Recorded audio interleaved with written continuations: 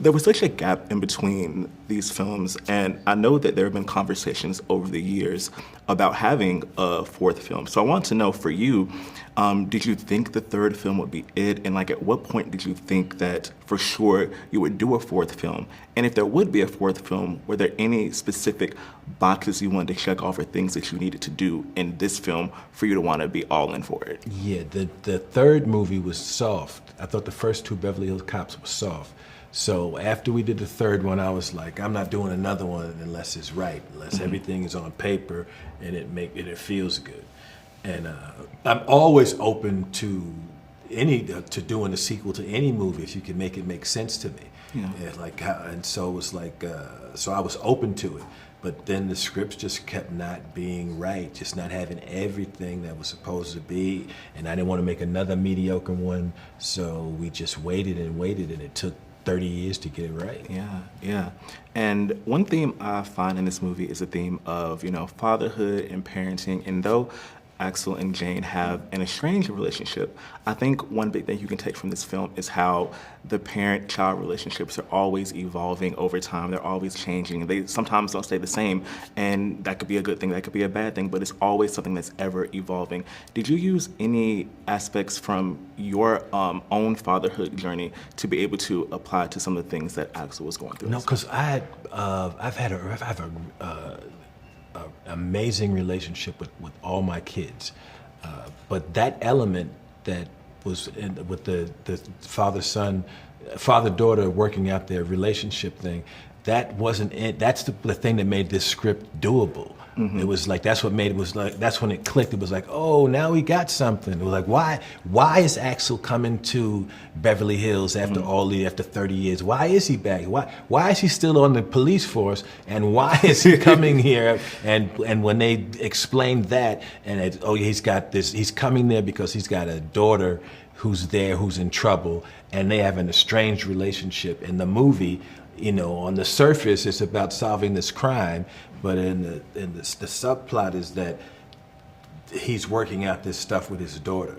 And this stuff that he's working out with his daughter just made everything work. It made the movie work. Yeah. And when you first started the beginning of your tenure in this franchise, did you know that the music within this this franchise would be so important? I mean, even hearing the Axel theme, like, you don't just associate that with the film, you associate it with like the 80s period. Absolutely. You can't find a song more 80s sounding than the Axel F sound. Yes, yes. Yeah. And what was it like having Lil Nas X be a part of this, like one of the biggest pop stars in the world? That was amazing. Yeah. That was amazing to have him and Big Sean do music on the movie. But yeah, we didn't know the music was gonna, the movie came out, we didn't know the music was gonna be, we didn't know the movie was gonna be received like it was. But then after it came out, and the movie was #1 for 14 weeks, or 13 weeks, and then the album won Grammys, and it was as big, so I was aware of all of that, how, I feel like with your character of Bobby, when we first meet him, he kind of knows like right and wrong, kind of like the cop persona of just black and white, no real gray areas. But as the movie goes on, and I feel like by the end of the movie, I feel like he realizes that sometimes there may be extenuating circumstances that require you to, bend sometimes. So what would you describe his journey throughout the film, where he kind of realizes certain things about himself and, his line of work? Sure. Well, I mean, what I love about the particular sidekick that I played to the Axel Foley classic character is that he doesn't fall into some of the typical, like, macho man, action cop guy stereotypes. Yeah. He's actually sort of an empathetic dude, sort of in touch with his emotions and those of other people. And I think, first of all, it's a nice thing to model for anybody out there watching, and a nice thing, to see a cop being emotionally sensitive in a way, and like thinking about how someone else is feeling. And the comedic aspect of it is that because he's sort of empathetic, he doesn't fall for Axel Foley's tricks. You know, the Axel Foley character is always able to kind of manipulate people and convince them of something, play on their insecurities, and get them to do something they shouldn't do so that he can solve his case. But it doesn't work on me, and that makes for a new kind of fresh version to the comedy. Yes, yes. And speaking of falling for Axel Foley's tricks, you know, we do not see Captain Grant really. He doesn't sweat through this movie. He keeps his cool, and you see him try to relate a lot to Axel. Sometimes a mixed to varied results. Sometimes, but you rarely see him in this movie even like, you know, have a second thought about some of the actions that he takes throughout the course of this movie. So do you think this was like an intentional aspect of the character to try to use this as a mechanism of, you know, getting inside his head? Or do you think this is just something that makes a multifaceted character to want to be able to connect to him on this level? I think he's super, super misguided in that he thinks that him and Axel are basically the same guy. You know, he kind of almost says, you know, we're from the same place. You know, we've been through the same things. He's like, wait a minute. Wait a minute, pal. Your experience is just like my experience. You know, I think it's just I think he truly believes it. I think he's just really kind of misguided, and I also think that he feels justified for, you know, reaching for the brass ring and doing whatever he's doing. You know, he got shot, he lost his wife, he can't afford to live in Beverly Hills. Boo-hoo.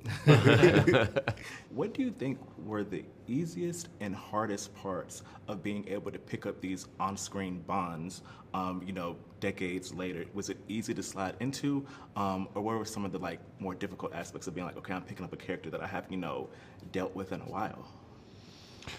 Well, I think, you know, in the first couple of ones, we solidified our characters pretty well. So when we got on this one, it was like we never left. It really was. It was like we never left. Yeah, and it just felt like something good was going to happen when we were working together with Eddie. It just felt like we were picking up where we left off. It felt very comfortable. There was a chemistry there that I really missed, and I think we all enjoyed it. Yeah, I was just telling Eddie, I was a whopping 2 years old when the third film was released. Oh, so that just shows the gap between the last film and this one. Yeah. So when returning for this film, were there any specific things that you may have wanted to accomplish for this film that you may not have done with the characters previously? You know what, Will Beal, you know, they wrote a good script, and it was a pretty solid script. You know, the first one was totally different. It was a very serious movie to begin with Stallone and Mickey Rourke, and then when Eddie got involved, the script really never changed, but Eddie changed it and made it a comedy. Yeah. And then, so our characters were pretty solidified, so it was pretty easy to get back into them. I like the idea that Billy's more seasoned and not as naive.